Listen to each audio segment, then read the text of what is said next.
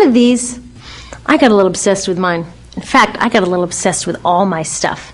Have you ever wondered where all the stuff we buy comes from and where it goes when we throw it out? I couldn't stop wondering about that, so I looked it up. And what the textbook said is that stuff moves through a system from extraction to production to distribution to consumption to disposal. All together, it's called the materials economy. Well, I looked into it a little bit more. In fact, I spent 10 years traveling the world, tracking where our stuff comes from and where it goes. And you know what I found out? That is not the whole story. There is a lot missing from this explanation. For one thing, this system looks like it's fine. No problem. But the truth is, it's a system in crisis. And the reason it's a system in crisis is it's a linear system, and we live on a finite planet. And you cannot run a linear system on a finite planet indefinitely. Every step along the way, this system is interacting with the real world. In real life, it's not happening on a blank white page. It's interacting with societies, cultures, economies, the environment. And all along the way, it's bumping up against limits. Limits we don't see here because the diagram is incomplete. So let's go back through. Let's fill in some of the blanks and see what's missing. Well, one of the most important things that's missing is people. Yes, people. People live and work all along this system. And some people in this system matter a little more than others. Some have a little more say. Who are they? Well, let's start with the government. Now, my friends tell me I should use a tank to symbolize the government, and that's true in many countries and increasingly in our own. After all, more than 50% of our federal tax money is now going to the military. But I'm using a person to symbolize the government because I hold true to the vision and values the government should be of the people, by the people, for the people. It's the government's job to watch out for us, to take care of us. That's their job. Then along came the corporation. Now, the reason the corporation looks bigger than the government is that the corporation is bigger than the government. Of the 100 largest economies on Earth now, 51 are corporations. And as the corporation has grown in size and power, we've seen a little change in the government where they're a little more concerned in making sure everything's working out for those guys than for us. Okay, so let's see what else is missing from this picture. We'll start with extraction, which is a fancy word for natural resource exploitation, which is a fancy word for trashing the planet. What this looks like is we chop down the trees, we blow up mountains to get the metals inside, we use up all the water, and we wipe out the animals. So here we are running up against our first limit. We are running out of resources. We are using too much stuff. Now, I know this can be hard to hear, but it's the truth, so we've got to deal with it. In the past 3 decades alone, 1/3 of the planet's natural resource space has been consumed. Gone. We are cutting and mining and hauling and trashing the place so fast that we're undermining the planet's very ability for people to live here. Where I live, in the United States, we have less than 4% of our original forests left. 40% of the waterways have become undrinkable. And our problem is not just that we're using too much stuff, but we're using more than our share. We have 5% of the world's population, but we're using 30% of the world's resources and creating 30% of the world's waste. If everybody consumed at U.S. rates, we would need 3 to 5 planets. And you know what?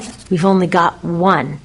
So my country's response to this limitation is simply to go take somebody else's. This is the third world, which some would say is another word for our stuff that somehow got on somebody else's land.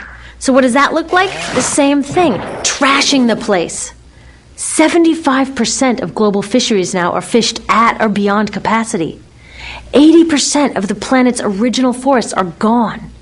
In the Amazon alone, we're losing 2,000 trees a minute. That is 7 football fields a minute. And what about the people who live here? Well, according to these guys, they don't own these resources, even if they've been living there for generations. They don't own the means of production, and they're not buying a lot of stuff. And in this system, if you don't own or buy a lot of stuff, you don't have value. So next, the materials move to production. And what happens there is we use energy to mix toxic chemicals in with the natural resources to make toxic contaminated products. There are over 100,000 synthetic chemicals in use in commerce today. Only a handful of them have even been tested for health impacts, and none have been tested for synergistic health impacts. That means when they interact with all the other chemicals we're exposed to every day. So we don't know the full impact on health and the environment of all these toxic chemicals, but we do know one thing: toxics in, toxics out. As long as we keep putting toxics into our industrial production systems, we're going to keep getting toxics in the stuff that we bring into our homes and workplaces and schools, and our bodies. Like BFRs, brominated flame retardants. They're a chemical that make things more fireproof, but they are super toxic. They're a neurotoxin. That means toxic to the brain. What are we even doing using a chemical like this? Yet we put it in our computers, our appliances, couches, mattresses, even some pillows.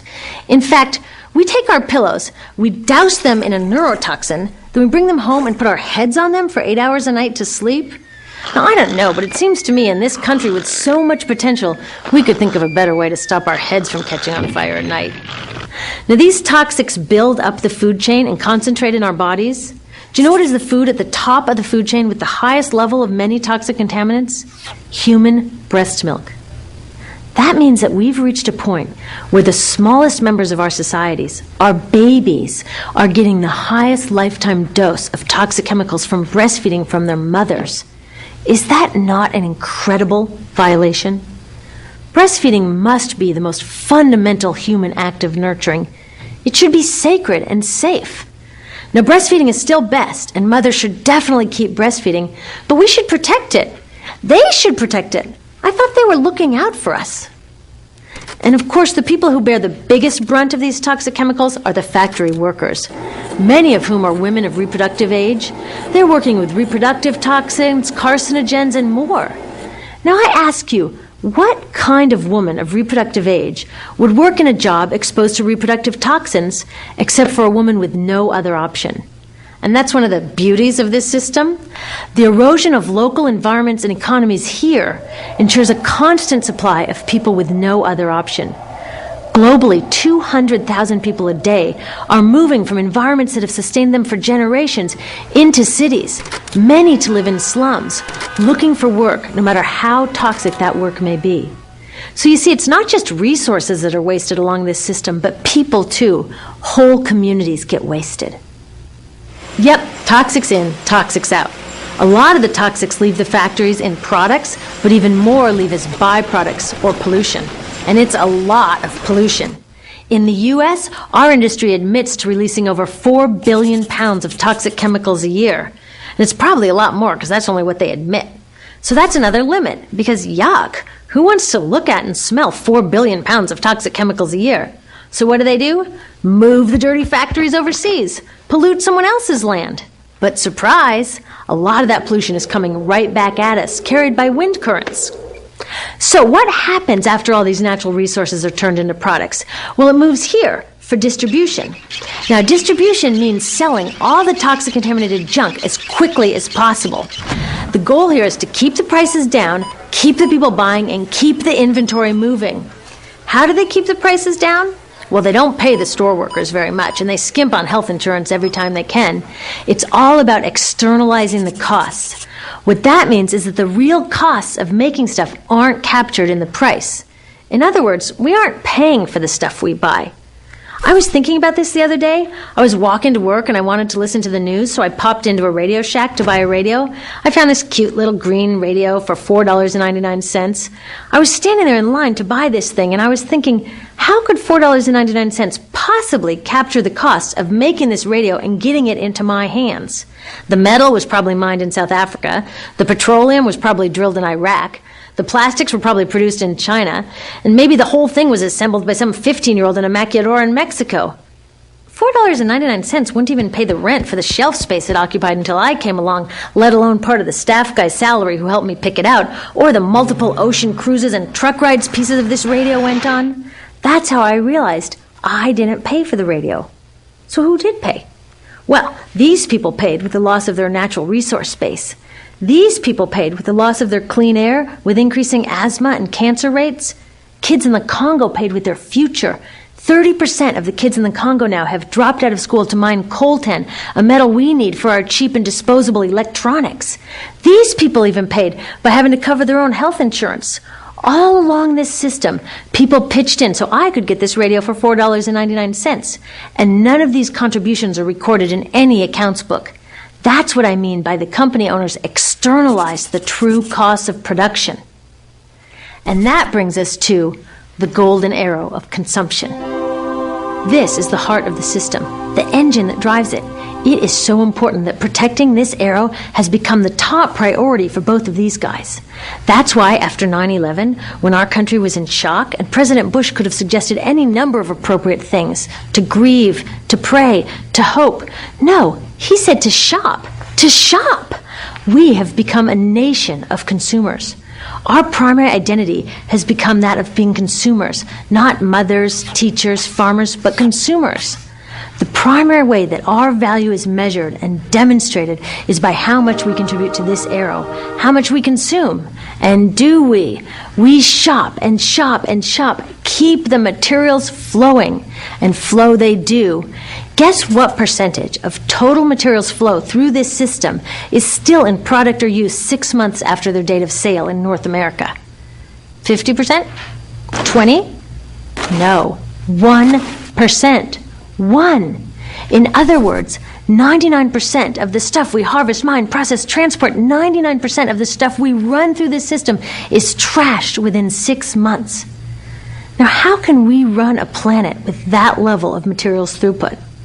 It wasn't always like this. The average U.S. person now consumes twice as much as they did 50 years ago. Ask your grandma. In her day, stewardship and resourcefulness and thrift were valued. So how did this happen? Well, it didn't just happen. It was designed. Shortly after World War II, these guys were figuring out how to ramp up the economy. Retailing analyst Victor Lebow articulated the solution that's become the norm for the whole system. He said, our enormously productive economy demands that we make consumption our way of life, that we convert the buying and use of goods into rituals, that we seek our spiritual satisfaction, our ego satisfaction in consumption. We need things consumed, burned up, replaced, and discarded at an ever-accelerating rate. President Eisenhower's Council of Economic Advisors chairman said that the American economy's ultimate purpose is to produce more consumer goods. More consumer goods? Our ultimate purpose? Not provide health care or education or safe transportation or sustainability or justice? Consumer goods? How did they get us to jump on board this program so enthusiastically? Well, two of their most effective strategies are planned obsolescence and perceived obsolescence. Planned obsolescence is another word for designed for the dump. It means they actually make stuff to be useless as quickly as possible, so we'll chuck it and buy a new one. It's obvious with things like plastic bags and coffee cups, but now it's even big stuff. Mops, DVDs, cameras, barbecues even, everything. Even computers. Have you noticed that when you buy a computer now, the technology is changing so fast that in just a couple of years, it's actually an impediment to communication? I was curious about this, so I opened up a big desktop computer to see what was inside. And I found out that the piece that changes each year is just a tiny little piece in the corner. But you can't just change that one piece because each new version is a different shape. So you got to chuck the whole thing and buy a new one. So I was reading industrial design journals from the 1950s when planned obsolescence was really catching on. These designers are so open about it. They actually discuss how fast can they make stuff break that still leaves the consumer having enough faith in the product to go out and buy another one. It was so intentional. But stuff cannot break fast enough to keep this arrow afloat. So there's also perceived obsolescence. Now, perceived obsolescence convinces us to throw away stuff that is still perfectly useful. How do they do that? Well, they change the way the stuff looks. So if you bought your stuff a couple of years ago, everyone can tell that you haven't contributed to this arrow recently. And since the way we demonstrate our value is contributing to this arrow, it can be embarrassing. Like, I've had the same fat white computer monitor on my desk for 5 years. My coworker just got a new computer. She has a flat, shiny, sleek monitor. It matches her computer, it matches her phone, even her pen stand. She looks like she's driving in Spaceship Central, and I look like I've got a washing machine on my desk. Fashion is another prime example of this. Have you ever wondered why women's shoe heels go from fat one year to skinny the next to fat to skinny? It's not because there's some debate about which heel structure is the most healthy for women's feet. It's because wearing fat heels in a skinny heel year shows everybody that you haven't contributed to that era as recently, so you're not as valuable as that person in skinny heels next to you, or more likely in some ad. It's to keep us buying new shoes. Advertisements and media in general plays a big role in this. Each of us in the U.S. is targeted with over 3,000 advertisements a day. We see more advertisements in 1 year than people 50 years ago saw in a lifetime. And if you think about it, what's the point of an ad except to make us unhappy with what we have? So 3,000 times a day, we're told our hair is wrong, our skin is wrong, our clothes are wrong, our furniture is wrong, our car is wrong. We are wrong, but it can all be made right if we just go shopping. Media also helps by hiding all of this and all of this. So the only part of the materials economy we see is the shopping. The extraction, production, and disposal all happens outside of our field of vision. So in the U.S., we have more stuff than ever before, but polls show that our national happiness is actually declining. Our national happiness peaked in the 1950s, the same time that this consumption mania exploded. Interesting coincidence. I think I know why. We have more stuff, but we have less time for the things that really make us happy. Friends, family, leisure time. We're working harder than ever. Some analysts say we have less leisure time than any time since feudal society. And do you know what the two main activities are that we do with the scant leisure time we have? Watch TV and shop. In the U.S., we spend 3 to 4 times as many hours shopping as our counterparts in Europe do. So we're in this ridiculous situation where we go to work, maybe 2 jobs even, and we come home and we're exhausted. So we plop down on our new couch and watch TV, and the commercials tell us you suck. So you got to go to the mall to buy something to feel better, and then you got to go to work more to pay for the stuff you just bought. So you come home and you're more tired, so you sit down and you watch more TV, and it tells you to go to the mall again, and we're on this crazy work, watch, spend treadmill, and we could just stop. So in the end, what happens to all the stuff we buy anyway? At this rate of consumption, it can't fit into our houses, even though the average house size has doubled in this country since the 1970s. It all goes out in the garbage. And that brings us to disposal. This is the part of the materials economy we all know the most because we have to haul the junk out to the curb ourselves. Each of us in the United States makes 4.5 pounds of garbage a day. That's twice what we each made 30 years ago. All of this garbage either gets dumped in a landfill, which is just a big hole in the ground, or if you're really unlucky, first it's burned in an incinerator and then dumped in the landfill. Either way, they both pollute the air, land, water, and don't forget, change the climate. Incineration is really bad. Remember those toxics back in the production stage? Well, burning the garbage releases the toxics up into the air. Even worse, it makes new super toxics, like dioxin. Dioxin is the most toxic man-made substance known to science, and incinerators are the #1 source of dioxin. That means that we could stop the #1 source of the most toxic man-made substance known just by stopping burning the trash. We could stop it today. Now, some companies don't want to deal with building landfills and incinerators here, so they just export the disposal too. What about recycling? Does recycling help? Yes, recycling helps. Recycling reduces the garbage at this end, and it reduces the pressure to mine and harvest new stuff at this end. Yes, yes, yes, we should all recycle, but recycling is not enough. Recycling will never be enough for a couple reasons. First, the waste coming out of our houses is just the tip of the iceberg. For every 1 garbage can of waste you put out on the curb, 70 garbage cans of waste were made upstream just to make the junk in that 1 garbage can you put out on the curb. So even if we could recycle 100% of the waste coming out of our households, it doesn't get to the core of the problems. Also, much of the garbage can't be recycled, either because it contains too many toxics or it's designed not to be recyclable in the first place. Like those juice packs, where they have layers of metal and paper and plastic all smushed together, you can never separate those for true recycling. So you see, it is a system in crisis. All along the way, we are bumping up against limits. From changing climate to declining happiness, it's just not working. But the good thing about such an all-pervasive problem is that there are so many points of intervention. There are people working here on saving forests and here on clean production, people working on labor rights and fair trade and conscious consuming and blocking landfills and incinerators, and very importantly, on taking back our government so that it really is by the people and for the people. All of this work is critically important, but things are really going to start moving when we see the connections, when we see the big picture. When people along the system get united, we can reclaim and transform this linear system into something new, a system that doesn't waste resources or people. Because what we really need to chuck is that old school throwaway mindset. There's a new school of thinking on this stuff, and it's based on sustainability and equity, green chemistry, zero waste, closed-loop production, renewable energy, local living economies. It's already happening. Now, some say it's unrealistic, idealistic that it can't happen, but I say the ones who are unrealistic are those that want to continue with the old path. That's dreaming. Remember, that old way didn't just happen. It's not like gravity that we've just got to live with. People created it, and we're people too. So let's create something new.